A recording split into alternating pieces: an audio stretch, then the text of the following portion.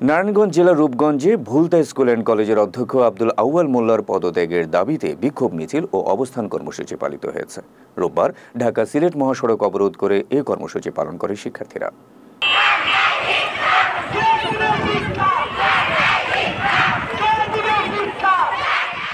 কর্মসূচির শুরুতে Bhulta school and কলেজের সামনে থেকে মিছিল নিয়ে ঢাকা সিলেট মহাসড়কের গোলাকান্দাইল গোল চত্বর প্রদক্ষিণ করে পুনরায় স্কুলের সামনে সড়ক অবরোধ করে শিক্ষার্থীরা। এ সময় অধ্যক্ষ আব্দুল আউয়ালের অনতিবিলম্বে পদত্যাগ দাবি করে তারা।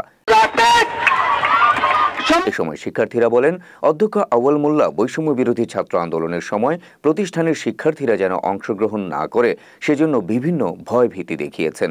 তাছাড়া শিক্ষার্থীদের কাছ থেকে পরীক্ষায় ফরম পূরণে অতিরিক্ত ফি আদায়, বাধ্যতামূলক কোচিং করানো, অতিরিক্ত বেতন আদায় এবং বিগত সরকারের সময় দলীয় ক্ষমতার অপব্যবহার করে একনায়কতন্ত্র কায়েম করেছেন বলেও অভিযোগ করে শিক্ষার্থীরা।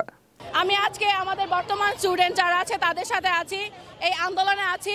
আমাদের অধ্যক্ষ যিনি আউয়াল মোল্লা স্যার, ওনাকে 48 ঘন্টা সময় দেওয়া হয়েছিল পদত্যাগ করার জন্য, উনি এখন পর্যন্ত পদত্যাগ করেনি।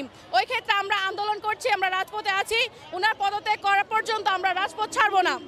আমরা রাজপথে আছি, যতক্ষণ পর্যন্ত না তিনি পদত্যাগ করবেন আমরা রাজপথেই থাকবো।